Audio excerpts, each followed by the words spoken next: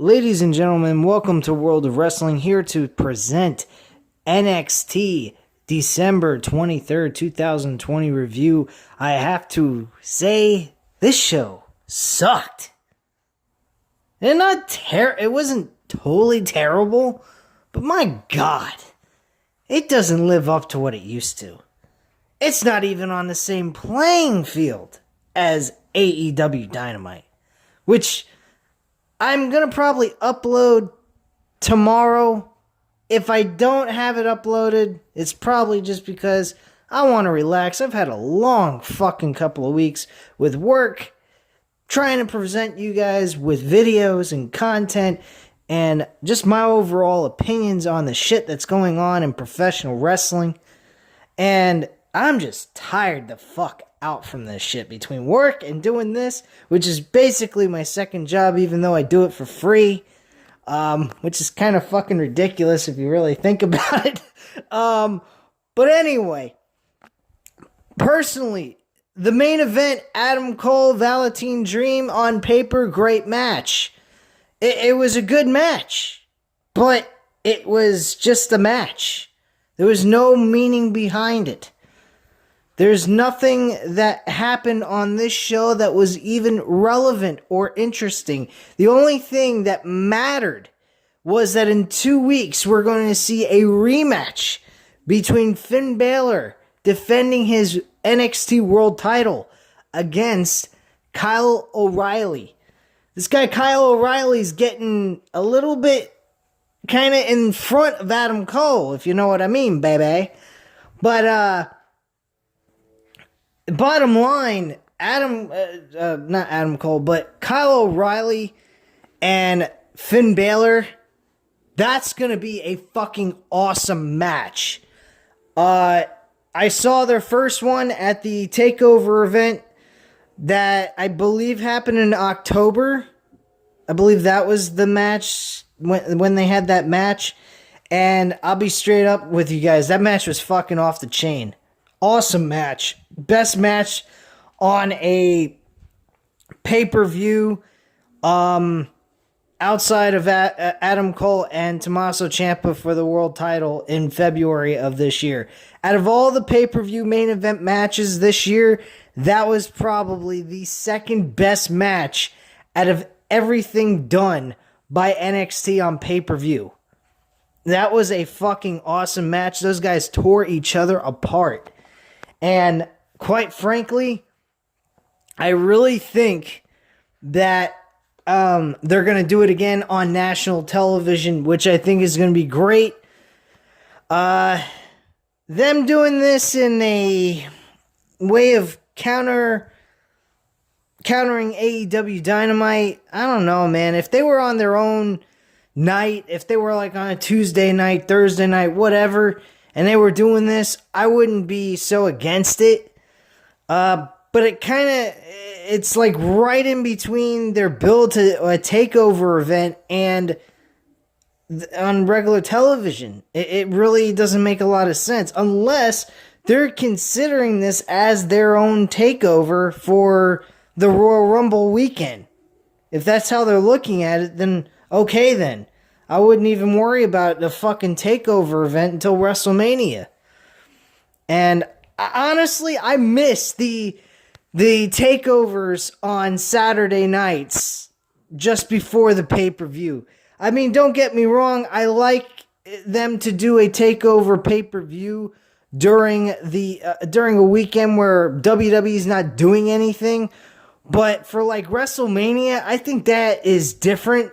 That should be looked upon as like going back to the old way that they used to do it, with NXT being on Saturday night to kickstart the weekend of WrestleMania, and then you have WrestleMania on Sunday night. Unless they have to do a 2-night special, which I doubt they're going to have to do this time around like they did last year. But whatever the case may be, that doesn't matter. What does matter is during the WrestleMania weekend, I hope they have NXT on Saturday night, and then Sunday night is WrestleMania, because I actually like that concept. I like the way they did that. But like I said before, I don't have anything against the new way they're doing it for Sunday nights on their own, like, standalone type of pay-per-view. But when it comes to WrestleMania, it's a WrestleMania weekend. And with things being the way they are, we know damn well the indies are not going to be able to do anything wherever WrestleMania is.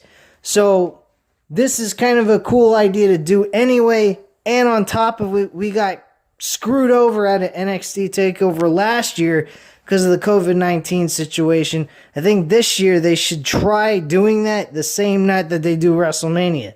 Or not the same night, but you know what I mean. Same weekend as WrestleMania. Let me clarify that. But that's just my opinion on that. Let me know what you guys think about my opinion. Do you guys like the idea of them going back to the NXT TakeOver event on a Saturday night, and then Sunday they have the WrestleMania pay-per-view only for that one weekend? The rest of the time being, they can do it just the way they've been doing it. It's fine. But I actually do like the WrestleMania weekend being completely centered around NXT and the main roster. I think that would be a great idea, especially with the indies not being able to perform wherever WrestleMania is taking place. So, how do I feel about this show? I already mentioned I didn't particularly care for it all that much. I thought the show was kind of lackluster and it kind of sucked. There was some good things on the show, don't get me wrong. I mean, it's far superior than Monday Night Raw or even SmackDown outside of Roman Reigns. But still, this show feels like a WWE main roster type of fucking show. I can't stand it. I sat through 2 hours and I was actually more interested. I was watching NXT off of my cell phone because I got YouTube TV on my cell phone, and my roommate was actually watching Quantum Leap, and I actually was more interested in Quantum Leap than I was in NXT. That's pretty fucking sad. And that show was made in the late 1980s, early 90s. So that's pretty fucking pathetic in itself. But quite frankly, this show was alright. It wasn't the greatest show in the world. And it had lackluster. For example, to kickstart the show, they had a street fight for the NXT Tag Team titles. With Killian Dane and Drake Maverick versus Orny Lorcan and Danny Burch. I would say that they did the right thing here, because compared to what they did Monday night, they had a six-man tag team street fight, and it wasn't much of a street fight at all. This was actually a street fight for the tag team titles, and Orny Lorcan and Danny Burch retained.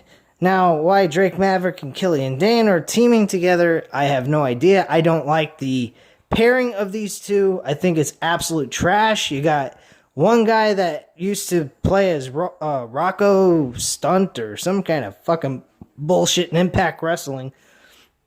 And then he became Drake Maverick in WWE, managed the Authors of Pain, if you even remember that tag team. I almost forgot their fucking names. It's that fucking sad.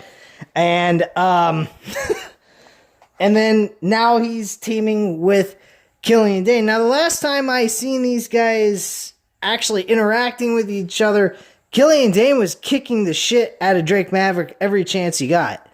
So apparently they must have, he must have earned Killian Dane's respect or some shit like that. I have no idea. Nor do I even fucking care, because this match wasn't all that great.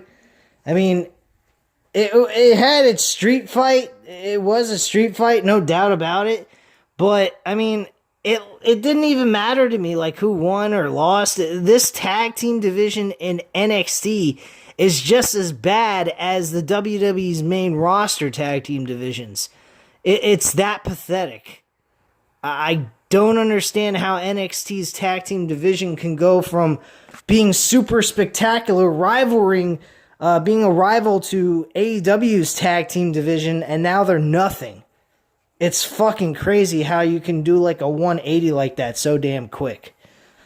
Pretty sad. Pretty fucking sad, man. I don't know what WWE NXT creative is doing with Triple H and Shawn Michaels, But they're kind of falling right along with Vincent Mann.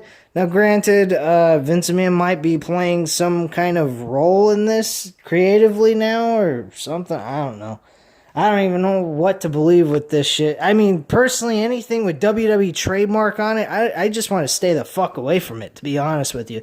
But since AEW Dynamite is on late tonight, I might as well give you guys something of a review. And, I mean, like I said, NXT wasn't terrible, but it's not the same, man. It really isn't. But yeah, Oney Lorcan and Danny Burch retained their tag team titles. Nothing special there that happened. Just a lot of street fight action. And that's pretty much it. So then we go to our very first, very Gargano Christmas segment with the Garganos, Austin Theory, and Indy's, forgot her fucking last name, Indy Hartwell. Austin Theory, he actually got a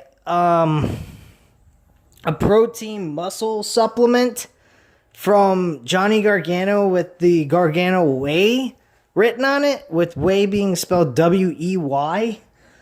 What fucking Johnny Gargano, he is playing his role perfect. He'd fit on the main roster. The way this came across was like main roster-ish. It was so fucked up. I couldn't believe I'm watching this guy. He's acting like a buffoon and acting like an idiot. Then their second segment, which I'll skip right to anyway and get right into it. Then Indy Hartwell, she gets a present. She opens it up. And she gets a box that shows the PS5 on it. And she goes, holy shit, a PS5? Which, by the way, guys, very hard to come by these days. They ain't stocked anywhere. I've been trying to look week after week. Every weekend I got a chance, I've asked around, see if anybody's got it, and nobody's got the fucking PS5 or Xbox Series X. It's freaking crazy. But apparently, good old Johnny Gargano must have had some hookup. Hey, Johnny, if you got a hookup for me or my friend, let us know. We could use the PS5, you know? I could save my money. It's all right. But anyway, yeah. Indy Hartwell, she gets a PS5 box, but there's no PS5 actually in the box itself. Instead, there's an actual certificate giving her the right to have her name now being called Indie Wrestling. Kind of neat, kind of catchy, but... And she's going, oh, that's better than a PS5. Why do you need to change your name to a form of wrestling, which is independent wrestling? What the hell? I scratch my head and I'm saying to myself, what the fuck am I watching here? This was so WWE-esque, it was ridiculous. It was ridiculous. Ridiculous. I couldn't believe it. Anyway, Isaiah Swerve Scott, who apparently now is a heel. As you guys can tell, I have not been keeping up with the shows and seeing how all the characters have been developing or changing. So, excuse me for my lack of knowledge. But Isaiah Swerve Scott apparently is a heel now, facing Jake Atlas.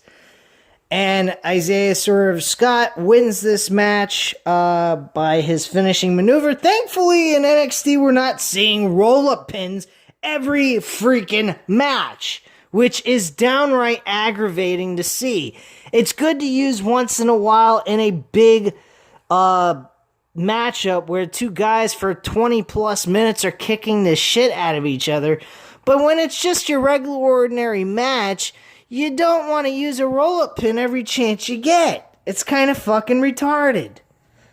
But hey, that's just me. I think I'm intelligent enough to at least talk wrestling and know what I'm talking about, despite the fact sometimes I stumble on my words.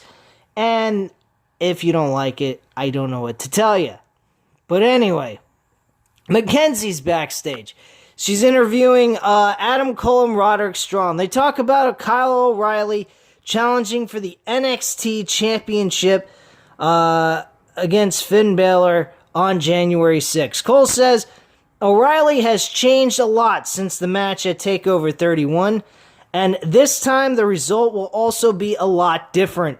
Strong agrees and says if it wasn't clear already, O'Reilly made it clear last week when he beat Pete Dunne. Cole goes on about how O'Reilly will win at New Year's Evil, but here comes the Velveteen Dream to interrupt and make his return. He says the mighty have fallen here in the NXT. He goes on about Cole being the leader of the Undisputed Era, but now he's nothing more than a cheerleader. Cole interrupts with a jab to the mouth to drop Dream. Cole says there has never been a leader of the Undisputed Era, and he will take care of Dream tonight. Cole calls Dream a freaking moron and walks off as the Dream recovers. So that's how you got your main event match. Dream versus Adam Cole with a backstage dispute on who's the leader of NXT, being that there is no leader in the Undisputed Era. I think I might have said the leader of NXT. I mean, the leader of the Undisputed Era. So I kind of like the idea. There's no leader. Everyone's an equal. Everyone's being treated like one. But at the same time, I kind of wonder, are they going to lead to Kyle O'Reilly getting excluded out of the Undisputed Era and he gets his ass kicked? Or do we just see Kyle O'Reilly face Finn Balor in a normal matchup for the World Championship, losing a close one once again, and that is it, and then we end it from there, continuing on the Undisputed Era as a whole? I don't know. That is a very interesting question, and that event for January 6th, I am definitely looking forward to. I'm definitely going to review that one. I may even watch it over NXT. Or, not NXT. What am I fucking saying? AEW Dynamite. I may watch it over AEW Dynamite for that one episode because they got a stacked fucking card that is outrageous and crazy. They got Rhea Ripley facing Raquel Gonzalez in a last woman standing match. They got Tommaso Ciampa and Timothy Thatcher in a fight pit match, which I believe is the same kind of match that Matt Riddle and Thatcher had just before Matt Riddle became a pot-smoking imbecile on Monday Night Raw and SmackDown. Jesus Christ, help us all for what's happened to Matt Riddle. Creatively, I don't know what the hell they've done to him, but they've turned him into absolute shit. Anyway, now my computer's acting weird again. Oh, God. Alright, anyway, as I already mentioned, talked about Isaiah Swerve Scott in that matchup with Jake Atlas. Come on, computer. Alright, so next match on the card was Rhea Ripley versus Dakota Kai. By the way, speaking of Timothy Thatcher did make an announcement that he would like to have Tommaso Ciampa come down and watch him kick Leon Ruff's ass, and for him to accept a match for January 6th event, which I already announced that that's going to be taking place. So the next match on the card was Rhea Ripley versus Dakota Kai. This match, I'd have to say, was probably the best match of the entire night. Yes, folks, I think this was the best match in the entire night. They had Raquel Gonzalez be banned from ringside. She couldn't go to the ringside. She was up at the rampway of the entrance by where the Titantron was. But she never got near the ring itself. She didn't get near the ring until the match was over between her and Dakota Kai. Rhea Ripley wins this matchup in a about 15-20 minute matchup. Very nice match. Nothing bad about it. I definitely enjoyed it. I had a lot of fun watching these two women tear it up. And they did a fantastic job. This would have been qualified to me as an NXT TakeOver match for these two women. I think they did a fantastic job, pay-per-view type quality, to be quite frank with you, in a grudge match. For world title match, I don't think so. I mean, it was okay, but it wasn't that great. I mean, I wouldn't put in the standards of like a women's titles match or something like that. But it definitely was a good grudge match that they had on NXT television. So I got to give them a lot of props for that. After the match was over, though, we had Ripley and Gonzalez tear each other apart. They had the referees trying to separate them. Now, I will criticize one thing during this segment. Rhea Ripley and Gonzalez really need to start actually hitting each other. I mean, not to the point where they injure one another, but at least make it look realistic, like they're really trying to tear each other apart. This was ridiculous. I mean, they went ahead and they were giving each other love taps. At some point in this segment, they even looked like they weren't even touching each other at that point, which is pretty fucking pathetic in itself. So I don't understand how these two women can be hard hitters, but during a segment where they're trying to elevate a match for January 6th's event, they can't even go ahead and make it look like they're legitimately hitting each other, and making it look as real as possible as they can without hurting one another. It makes no sense. So, you know, I thought it was kind of weak how they did it. So, yeah. All right, Mackenzie's backstage with Toni Storm. Toni Storm, she makes her announcement that she is interested in the NXT Women's Championship against Io Shirai. Now, during the Mae Young Classic, the last one that's ever been done, where these two women were in the finals, Toni Storm actually beat Io Shirai. So her attitude is, at this point, I think Io Shirai is scared for me to challenge her for her women's title, simply because of the fact that every time I bring it up, she doesn't want to hear about it. And she knows for a fact I beat her already in that Mae Young Classic finals match, which was an okay match, but it was cut short. I didn't like that one either. But as match quality goes, for the time they were given, they did a great job. But yeah, so right now it looks like Toni Storm is next in line for the Women's Championship. I'm not quite convinced of that just yet. I think Toni Storm and Rhea Ripley should go at it, which, by the way, that would be a great matchup, and also a rematch between these two women, because Toni Storm won the NXT UK Women's Championship from Rhea Ripley at one point. So that would be a very interesting rematch to go back to and revisit.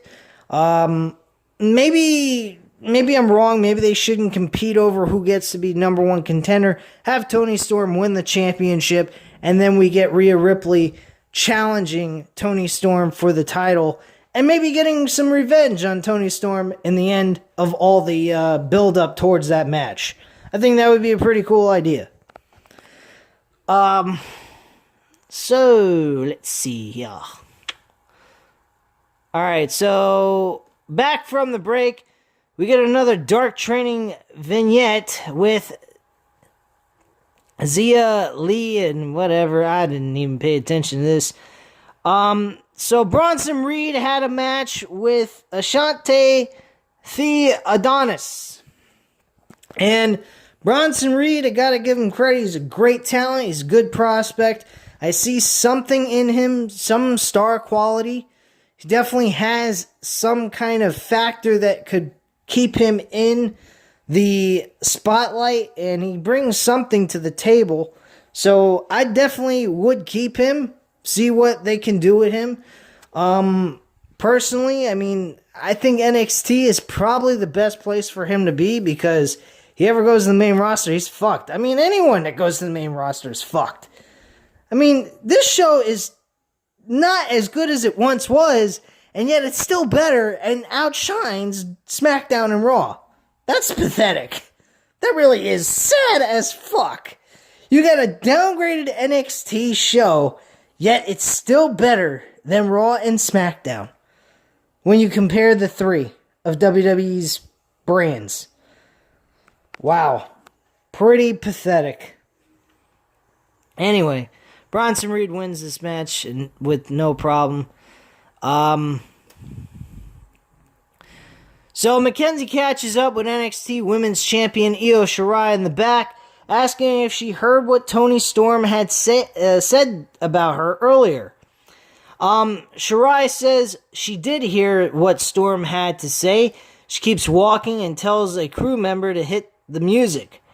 Shirai marches right to the ring without her title, and she's all business going in. So she goes ahead, she sits down, she's getting ready to talk on the microphone. Now comes Mercedes Martinez. I got a gut feeling we're probably going to see Martinez challenge for the Women's Championship on the January 6th edition episode for New Year's Evil for the women's title. That's probably going to be the next match they're going to bring to the table on this card here. Martinez is just kind of filling in for the card and having a title match on the line where she's going to just end up losing anyway. But I'm pretty certain Toni Storm is going to be the one to take the title from Io Shirai. I got a gut feeling it'll probably be around... they'll probably do a pay-per-view in March, so I wouldn't be shocked by that. If they do, hey, it's okay with me. They're going to have probably another NXT TakeOver show during the same weekend, more than likely with WrestleMania. I hope they do that at least. I might be wrong, so don't get at me because I was wrong about that prediction. But I think that's the right way to go, especially for a WrestleMania weekend. But yeah, Martinez gets involved, beats the shit out of her, and that's pretty much that. Timothy Thatcher. Wait, hold on. Give me one sec. So, back from the break, we get another Christmas segment at the Garganos. Johnny Gargano gives his present to Candice LeRae now, and it's a wheel and tire. Gargano says everyone knows he hates wheels, but he spent hours in the junkyard to find the last wheel left from Shotzi Blackheart's original tank. What the fuck? I didn't even catch this segment. I must apparently, skipped over because I was a little bit behind on the timeline for the actual show. So I was able to fast forward through commercials. I might accidentally fast forward too far ahead and didn't catch this segment. And he goes on and says Johnny will do anything for his girl. They all pose for a group Christmas photo to end the segment. Holy shit, just reading that fucking dialogue there on what happened during that segment makes me want to cringe. What a fucking joke. Timothy Thatcher versus Leon Ruff. I mean, this was actually shocking and very sad in all aspects of wrestling. Leon Ruff beats Timothy Thatcher. You're having a fight pit match and you're going to have Timothy Thatcher lose to Leon Ruff in less than 5 minutes. And a roll-up pin. A fucking roll-up pin. Timothy Thatcher is half the size of fucking Leon Ruff, and he can't kick out of a roll-up pin? Are you fucking kidding me? As a schoolboy, like where he grabs both of his legs with his legs, ties him up, and then both of his shoulders are down to get the 1, 2, 3. That's how he was able to do this roll-up pin. What a fucking joke. My God. You got Timothy Thatcher losing to Leon Ruff. What a sad joke. And then to top it all off, you have Tommaso Ciampa come down to the ring. He hits him with a devastating DDT into the mat while he's dangling over the ropes. He goes ahead and wraps his arm around his neck, and then just pile drives his head right into the mat, hitting that devastating DDT that he always hits as one of his finishers. So after the match, Ruff runs wild with the celebration, As his music hits, Thatcher nails him at ringside and beats him up as the crowd boos. The referee yells at Thatcher, but he rolls Ruff back in the ring. Ciampa runs down and rushes to the ring, dropping Thatcher with the Willow's Bell draping DDT, and Ciampa says if Thatcher wants a fight, he will see him in the fight pit. Being that that's the match that him and Matt Riddle had at one point, being Thatcher and Riddle at one point had that match. Ciampa leaves and he kind of poses, I guess, with the chair, or he sits down in the chair, smiles as his music hits, and he taunts a recovering Thatcher and heads to the back. And that's pretty much that. Big deal. We had Arad Davari versus Tyler Rust. Nothing special here. Two cruiserweights going one-on-one. Tyler Rust actually wins. So, we also, let's see here. After the match, Rust stands tall as his arms raised as the music hits.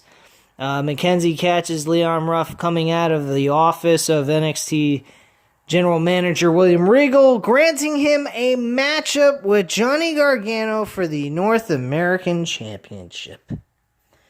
Why the fuck do we need to see Johnny Gargano defend the North American Championship against a guy like Leon Ruff? Don't get me wrong, he's a good wrestler. He's skinny as fuck. He might as well be in the cruiserweight division. He does not belong with these other guys. But whatever. I don't care. Whatever the case is what it is. I believe that they are competing. This is a rematch for the North American Championship next Wednesday. So he's getting a rematch before January 6th. And he's just going to go up against him next week. Woohoo. Big whoop. We do get an announcement that Karrion Kross will be going one-on-one with Damian Priest on January 6th. That's another big match. Big time fucking match. I'm looking forward to seeing that match. That match should be off the fucking hook. Those two guys should tear each other apart. We also had a segment where fucking Dexter Lumis is drawing pictures of the different matches that are going to take place at the New Year's Evil event on January 6th. So, yeah. Last but not least is Adam Cole versus Velveteen Dream. This matchup was about 15 minutes long, just about that much.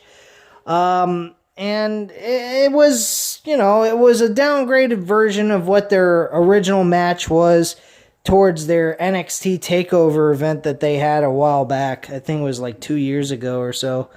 And it was a good match for an NXT main event show.